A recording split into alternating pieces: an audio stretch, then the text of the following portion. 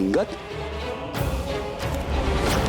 रुकिए प्रभु, ये कुमार अंगद हैं, बाली के पुत्र। महाराज सुग्रीव भी इन्हें अपने पुत्र की तरह मानते हैं। चाचा श्री, प्रणाम चाचा श्री। यशस्वी भव। आप जानते हैं पिताश्री आपके प्राणों के प्यासे हैं। क्यों आए आप यहाँ? लौट जाइए चाचा श्री। लौट कर ही तो आया हूं।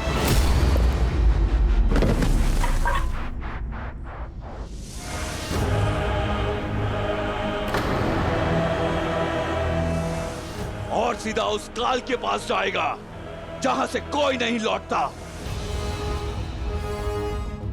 चलो, अच्छा हुआ तुम सामने तो आए, अन्यथा मुझे संदेह होने लगा था कि तुम मेरे कुल के हो या नहीं। ललकार देकर मरोगे तो कम से कम ये कह पाऊंगा कि मैंने एक भगोड़े का आखेट नहीं किया, एक साहसी को वीर गति दी। मेरा कुल कलंक से बच जाएगा। मैं भी यहां युद्ध की मंशा से ही आया हूं, तो मृत्यु प्राप्त करने के लिए सज्ज हो जाओ।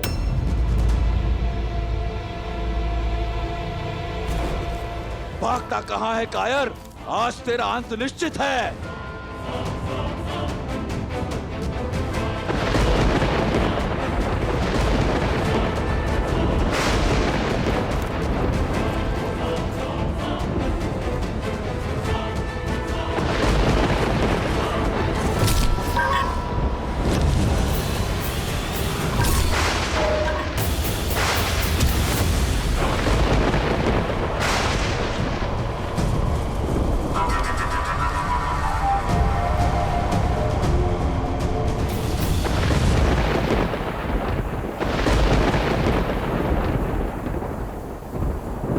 देखा प्रभु, कैसे बाली ने महाराज सुग्रीव की आधी शक्ति ले ली।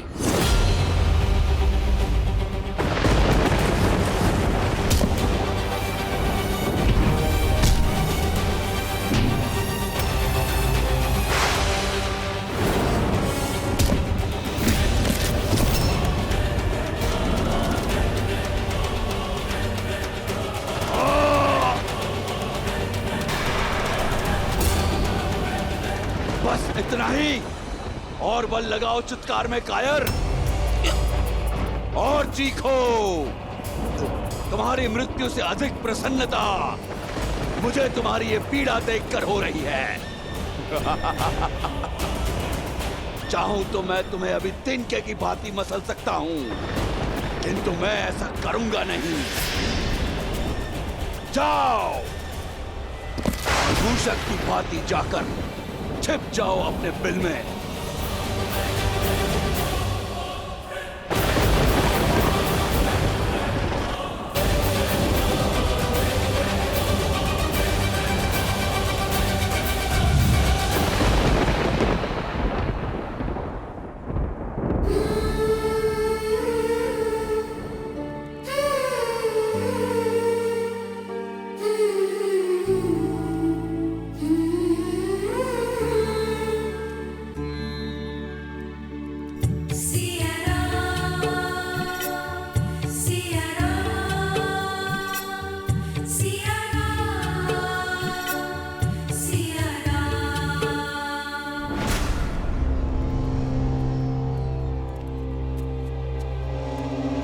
खा लो,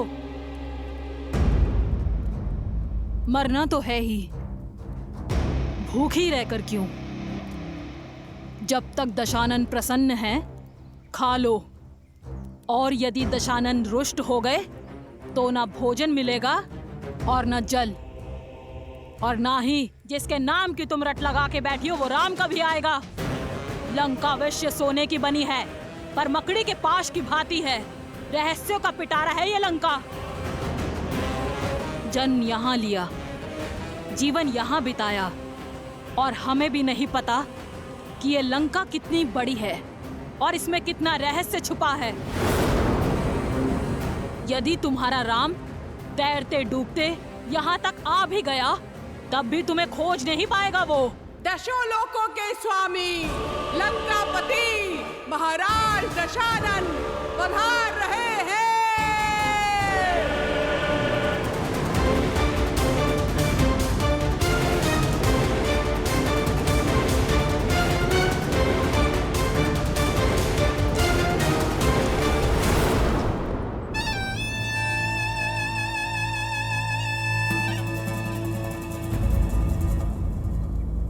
आओ सीता, चलो मेरे साथ।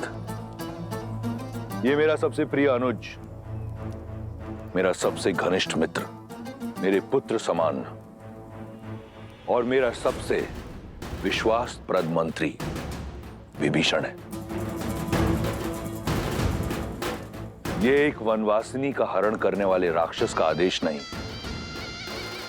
लंकेश दशानन रावण का अयोध्या की महारानी से विनम्र निवेदन है। इसलिए राजधर्म और नीतियों का पालन करते हुए मैं अपने मंत्री को अपने साथ लाया हूं। मिथिला नरेश की मैथिली हो तुम, अयोध्या की रानी हो तुम। एक राजा का निमंत्रण अस्वीकार करना अयोध्या की नीति नहीं। क्या अयोध्या की रानी अपने राजधर्म से विमुख हो जाएगी? नहीं। आओ मेरे साथ, ये लंकेश तुम्हें लंका की भव्यता दिखाना चाहता है।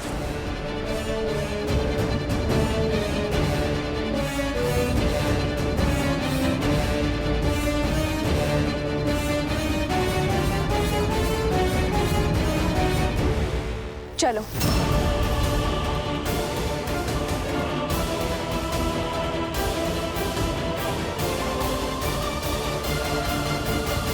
महादेव, रावण सीता को कहां ले जा रहा है? उद्देश्य क्या है उसका? अहंकार। अहंकार का केवल एक ही उद्देश्य होता है देवी, स्वयं को दूसरों से अधिक श्रेष्ठ दिखाना। और रावण का प्रत्येक कर्म देवी सीता के समक्ष स्वयं को श्री राम से अधिक योग्य सिद्ध करने का प्रयास ही तो है, जिसमें वो सफल नहीं होगा। क्योंकि मन में मैल लेकर अनुचित कर्म करने का कितना भी प्रयास किया जाए, उसका फल कभी उचित नहीं होता। रही बात देवी सीता की, तो मिथिला से मिले संस्कार और अयोध्या की गरिमा को अपने आंचल में लपेटे प्रभु श्री राम से मिले प्रेम के बल के सहारे देवी सीता हर बाधा को पार कर जाएंगी। एक बात समझ नहीं आई महादेव, जिस राम नाम के सहारे सीता अयोध्या के राज धर्म का मान रखने के लिए रावण जैसे महापापी के साथ जा रही हैं, वही मर्यादा के पर्याय श्री राम ने अपना मित्र धर्म क्यों नहीं निभाया? बाली को मारने का वचन पूर्ण क्यों नहीं किया? मूक दर्शक बन सुग्रीव की व्यथा देखते रहे। क्यों महादेव, क्यों? देवी अत्यंत व्यथित प्रतीत होती हैं।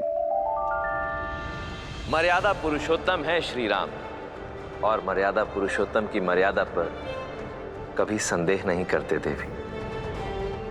श्री राम जो भी करते हैं उसके पीछे सदैव एक बड़ा उद्देश्य छिपा होता है। सुग्रीव की सहायता क्यों नहीं की, इसका उत्तर भी शीघ्र मिल जाएगा।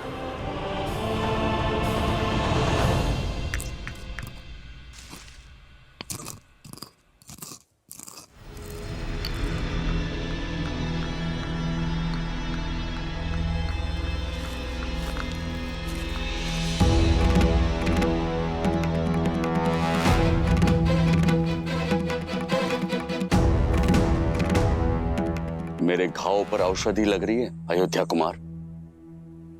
आप क्या नमक छिड़कने आए हैं? लक्ष्मण, तुम्हें बहुत घमंड था ना अपने भाई की शक्ति पर, लक्ष्य पर। क्या हुआ? बाली को देखकर धनुष उठाने की शक्ति नहीं बची? क्या लक्ष्य नहीं साध पाए उस दूरी से? सुरक्षा का वचन देकर विमुख हो गए आप।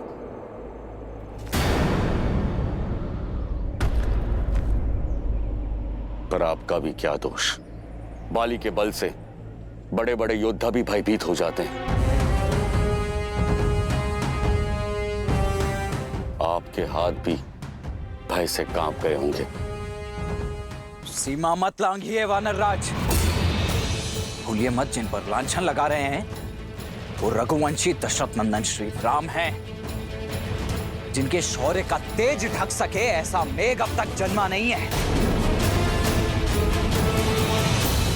जाओ लक्ष्मण,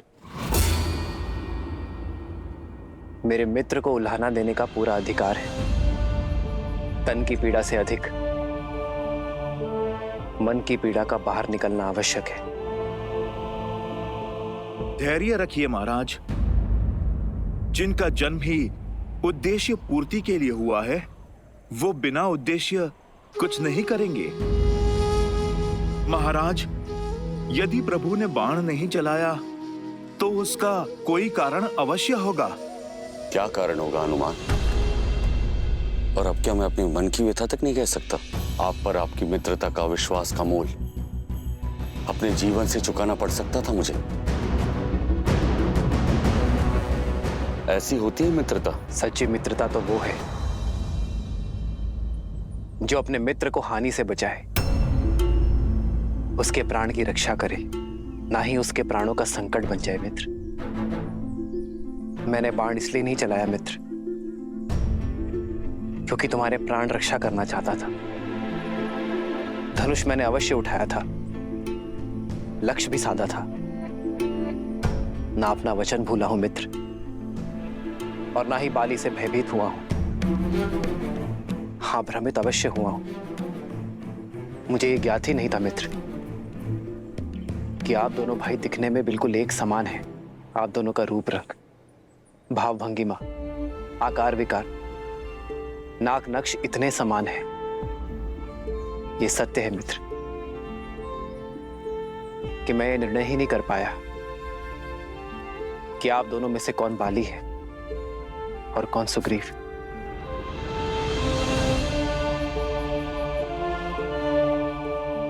भय था मुझे अपने मित्र को खोने का, उसके प्राण हरने का।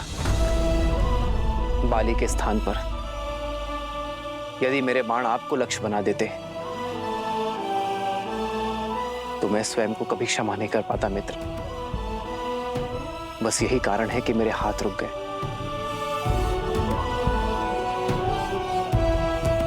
आपके दुख का आभास है मुझे मित्र। मेरे कारण आपके तन और मन को जो पीड़ा सहनी पड़ी है, उसके लिए मैं क्षमा प्रार्थी हूं मित्र।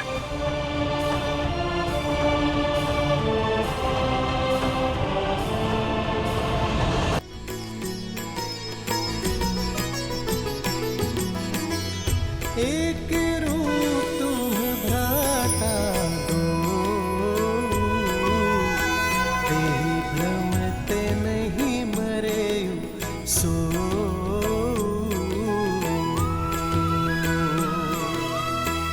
कर पर सासु ग्रीव शरीरा, तनु भाकुलिस गई सब पीरा।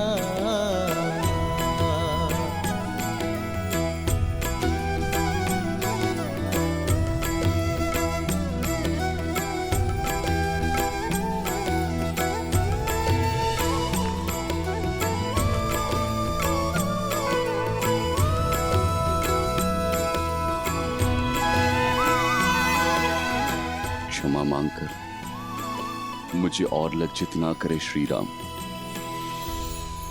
क्षमा तो मैं चाहता हूं अपने अज्ञान के लिए। ये आपका भाव नहीं समझ पाया। मन की पीड़ा आपके शब्दों ने हर ली और तन की पीड़ा तो आपके स्पर्श मात्र से ही समाप्त हो गई। मेरे सारे संशय दूर हो गए, हृदय के सारे द्वंद्व मिट गए। नई चेतना जगाई है आपने। धन्य है श्री राम, धन्य है।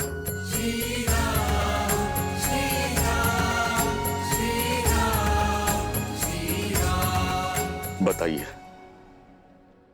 क्या आदेश है मेरे लिए? मित्र, आप बाली को पुनः युद्ध के लिए ललकारेंगे।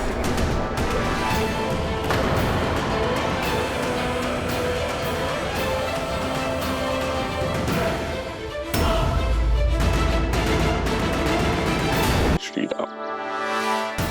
धन्य है।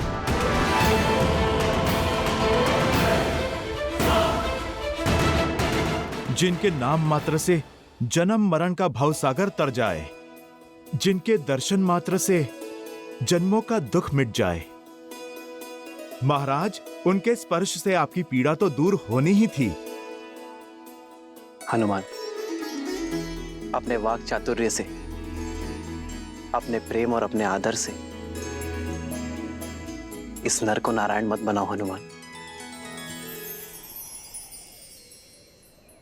ये मेरी नहीं,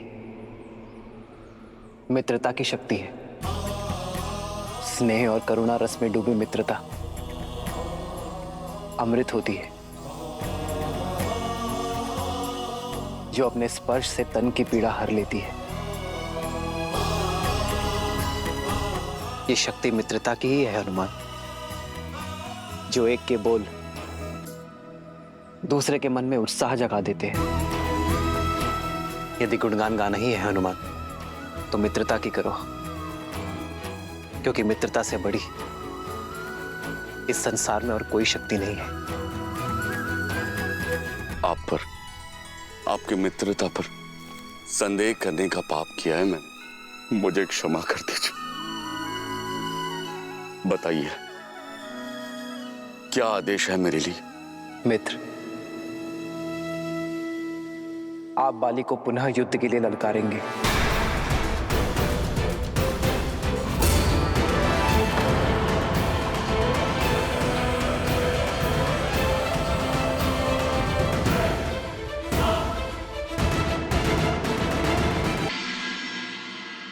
मैं जहां तुम्हें ले जा रहा हूं, वो स्थान मेरे लिए पवित्र और अत्यंत प्रिय है।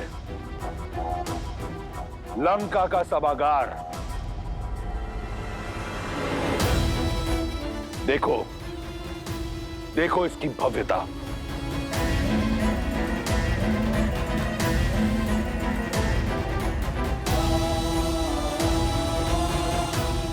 इस समृद्ध सभागार का एक एक स्वर्णिम पत्थर रावण के रक्त, समर्पण और अथक परिश्रम का साक्षी है। ऐसी भव्यता ना तो इंद्र के अमरावती में है, ना ही विष्णु के वैकुंठ में। ऐसा गौरव ना ब्रह्मलोक में है और ना सूर्यलोक में इतना तेज। यह है मेरा सिंहासन। यहीं बैठकर मैं 10 लोकों पर शासन करता हूं। एक बार तुम मेरी पटरानी बन जाओगी तो इस सिंहासन पर मैं तुम्हें अपने साथ स्थान दूंगा।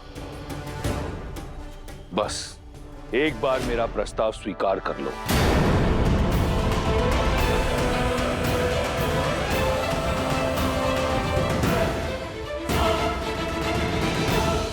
ये सम्मान, ये प्रतिष्ठा मैंने अपने बल पर अर्जित की है। तुमने केवल 10 लोकों के स्वामी को देखा है, एक रक्ष राज को देखा है। आज तुम दशानन को जानोगी।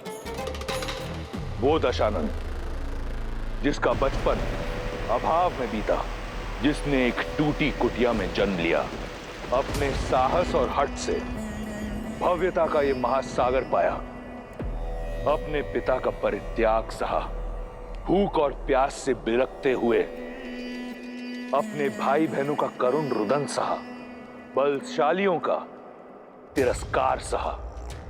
ऐसी अनगिनत कठिनाइयों की अनेक सीढ़ियां चढ़कर यहां तक पहुंचा हूं मैं। जो प्राप्त किया अपने बल से, प्रहार से, प्रयास से, नियति से छीन कर किया। अपने शौर्य, अपने कर्म, अपनी इच्छा शक्ति से किया। आज जो ये रावण तुम्हारे समक्ष खड़ा है, इसका निर्माता वो परमात्मा नहीं, स्वयं ये रावण है। मैं दशानन स्वयं को लंका का राजा घोषित करता हूं। और ये रावण कुछ नहीं से सब कुछ पाना चाहता है। यही उसकी हद है।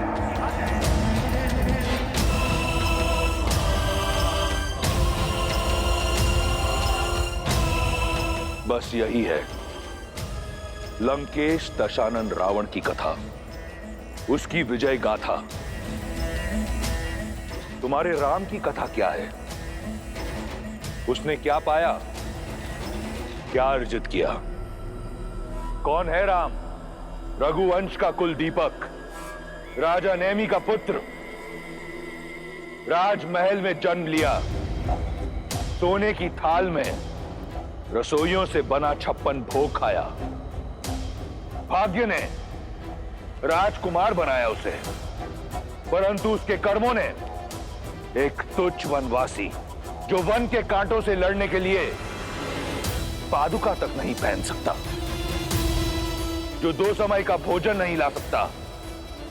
अरे पति वो जो अपनी पत्नी की सुरक्षा कर सके, पुरुष वो जो अपनी स्त्री को श्रृंगार दे सके।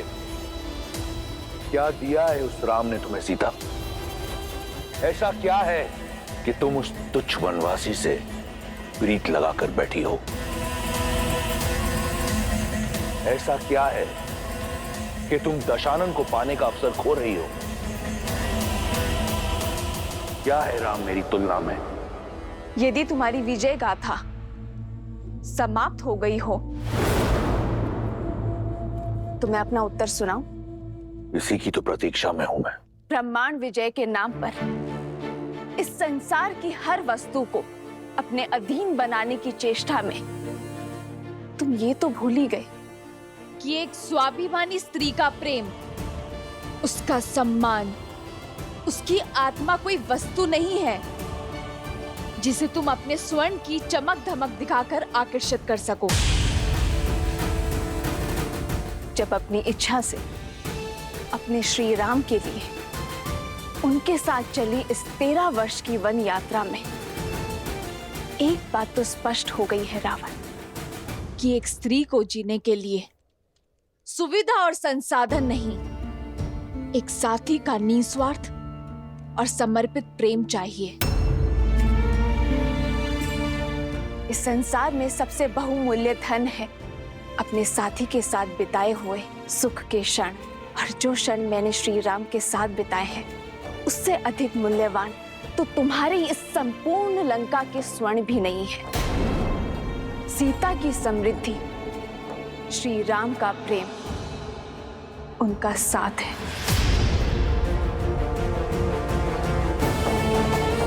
तुम अपनी संपत्ति दिखा रहे हो ना रावण, परंतु ये भूल गए संपत्ति अपनों से बनती है, उनके आदर और सम्मान से बनती है,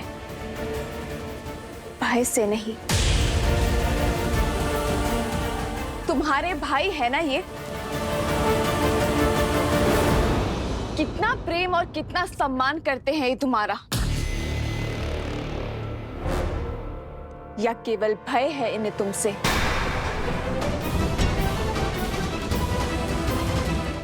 यदि भय ना होता तो तुम्हें भी भरत और लक्ष्मण भैया जैसे भाई होते। एक भाई जो अपने भाई की चरण पादुका को अपने मस्तक पर ढोकर उनके नाम से अयोध्या का राज्य चला रहा है। एक भाई जिसने अपने पत्नी, परिवार, सुख सुविधा को छोड़कर अपने भाई की ढाल बनकर उनके साथ वन में खड़ा है। वो प्रजा जो 14 वर्षों से प्रतीक्षा कर रही है कि कब राम नाम का सूर्य आएगा और कब उनके घर में दीपक जलेंगे।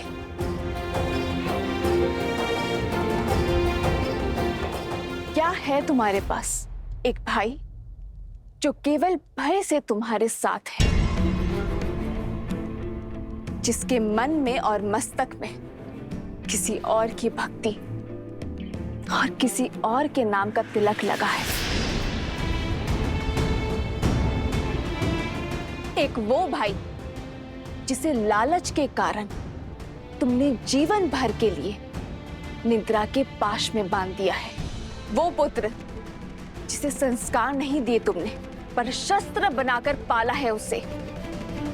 श्री राम से बड़ा ना कोई धन है और ना कोई रत्न।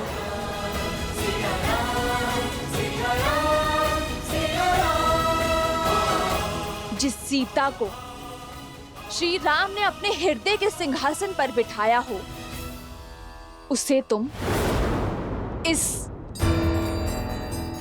स्वर्ण सिंहासन का लोभ दे रहे हो। जीते होंगे तुमने लोक,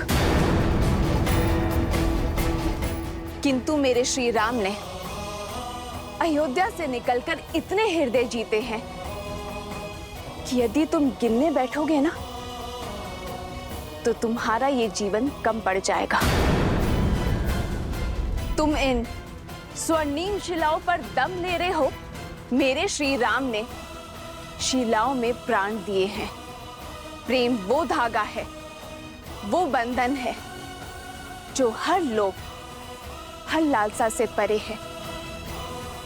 अपनी समृद्धि को बढ़ाने में ध्यान केंद्रित करो रावण, किसी और की स्त्री को अपना बनाने में नहीं, क्योंकि समृद्धि की परिभाषा प्रेम और आदर है, जो मेरे मन में श्री राम के लिए अपार है। अब भी समय शेष है रावण, क्षमा मांग लो मेरे श्री राम से। मुझे ससम्मान पुनः लौटा दो उन्हें और अपने इस सिंहासन पर अपनी पत्नी को ससम्मान स्थान दो। नहीं आएगा तुम्हारा राम, नहीं आएगा तुम्हारा राम। आएंगे, मेरे राम आएंगे। विश्वास को बांध कर रख सके ऐसा कोई पाश नहीं, प्रेम पार ना कर सके ऐसा कोई सागर नहीं। मेरे श्री राम आएंगे मुझे लेने।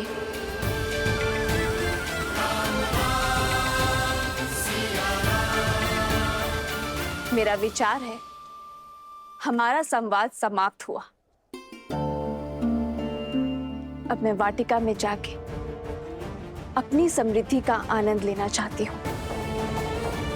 अपने श्री राम के साथ बिताए हर क्षण को स्मरण करने जा रही हूँ।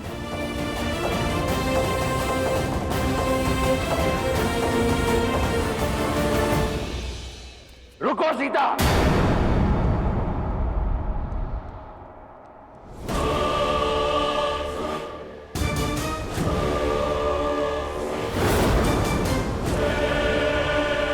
मेरे प्रेम को मेरी दुर्बलता समझने की भूल मत करना। मैं तुम्हारे समक्ष प्रेम का निवेदन लेकर आया था, याचना न ये। मेरे भीतर जल रही क्रोध की ज्वाला को मत भड़काओ। यदि मेरा हृदय तुम्हारे प्रेम से रिक्त हो गया तो ये क्रूर बन जाएगा। यदि मैं तुम्हारा प्रेम ना पा सका तो ये समस्त संसार रावण के नाम मात्र से भयभीत होगा। मेरे भीतर सो रहे राक्षस को मत जगाओ।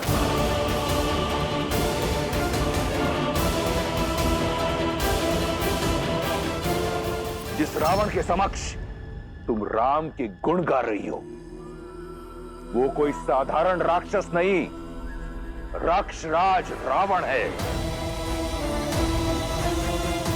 यदि मैं चाहूं तो इसी क्षण तुम्हारे राम का वध करके तुम्हारे मस्तक से यह सिंदूर मिटा सकता हूं, तुम्हारी गरिमा को कटोच सकता हूं, तुम्हारे सम्मान को रौंद सकता हूं। यह केवल मेरा प्रेम है जिसने मुझे रोका हुआ है। आने दो तुम्हारे राम को, मेरा सागर डुबा देगा उसे। स्मृतियां सजाना चाहती हो ना? जाओ, जाकर सजाओ,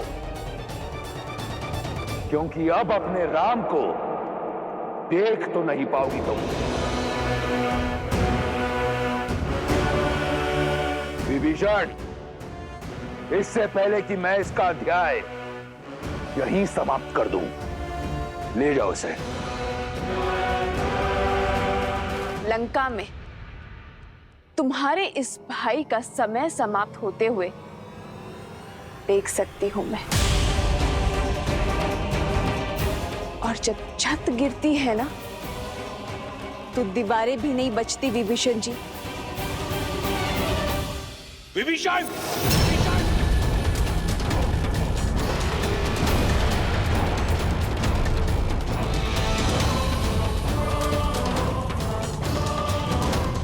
देवी,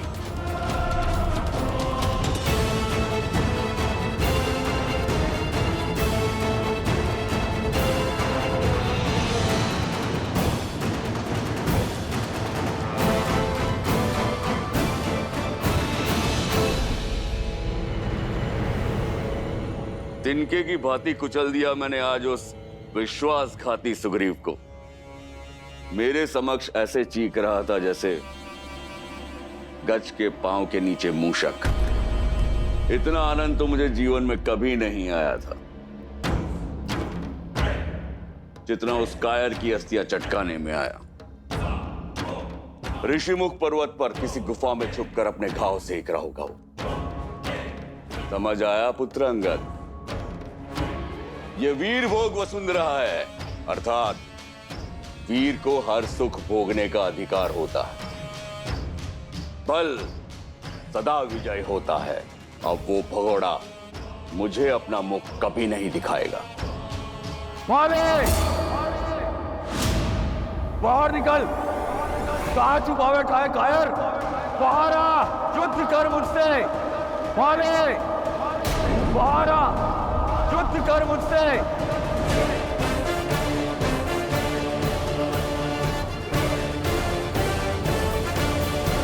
पर मैंने वानरराज सुग्रीव को पुष्पों की माला पहना तो दी है, परंतु क्या बाली एक बार पुनः बाहर आएगा? अवश्य आएगा लक्ष्मण। उसे सुग्रीव की ललकार नहीं,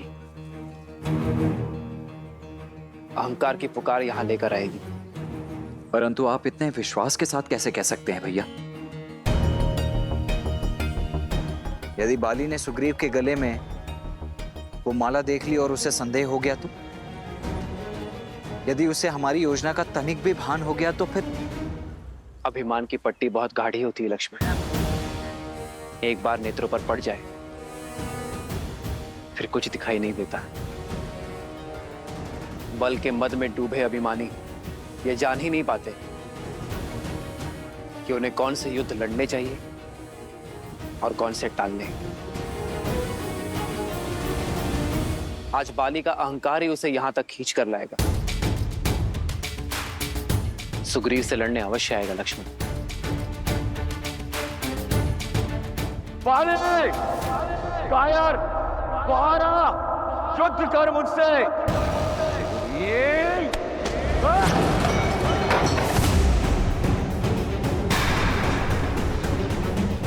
प्रतीत होता है सुग्रीव को हारने में आनंद आने लगा है। एक बार मृत्यु का सामना करके दोबारा लौट आए वो। उसने बाली को ललकारा है। इस बार ये ललकार समाप्त करके ही लौटूंगा। नहीं स्वामी, रुक जाइए। धनिक सोचिए, अभी कुछ प्रहर पहले ही आपसे पराजित और लज्जित होकर गए हैं सुग्रीव, और इतने शीघ्र आकर आपको पुनः ललकार दी है उन्होंने। स्वामी, मुझे शंका हो रही है। शंका ये करो कि इस द्वंद्व के पश्चात वो लौट पाएगा या नहीं। कायर लौट के आया है। अस्थियां तो पहले ही तोड़ चुका हूं। आज उसकी सांसों की माला भी तोड़ दूंगा। समझने का प्रयास कीजिए स्वामी। व्यक्ति ऐसा तभी करता है जब कोई षड्यंत्रघात हो या किसी शक्तिशाली मित्र का साथ हो। और गुप्तचरों ने हमें सूचित भी किया है कि सुग्रीव ने श्री राम के साथ संधि कर ली है। श्री राम की कीर्ति से तो आप भी अनभिज्ञ नहीं हैं। क्या हुआ बाले?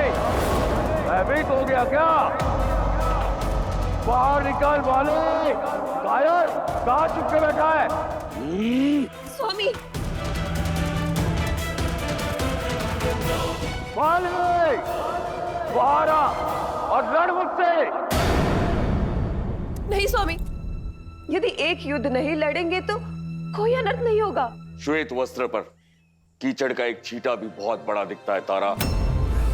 यदि मैंने ये युद्ध छोड़ दिया तो मेरी कीर्ति सदा के लिए कलंकित हो जाएगी। युद्ध और द्यूत का निमंत्रण एक राजा कभी नहीं छोड़ सकता। पिताजी, यदि बात आपके स्वाभिमान की है तो आज्ञा दीजिए मुझे। चाचा श्री से लड़ने मैं जाऊंगा। ये तो और बड़ा अपयश होगा पुत्र। अपने पिता के बल को कम आंकने का दुस्साहस मत करो। किष्किंधा का राजा अपना कर्तव्य अवश्य निभाएगा।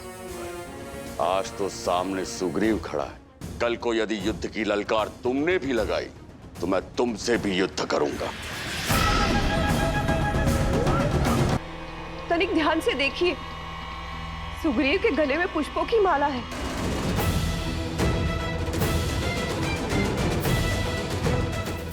अब तो समझ जाइए स्वामी, सुग्रीव अवश्य ही कुछ अनिष्ट करने वाला है।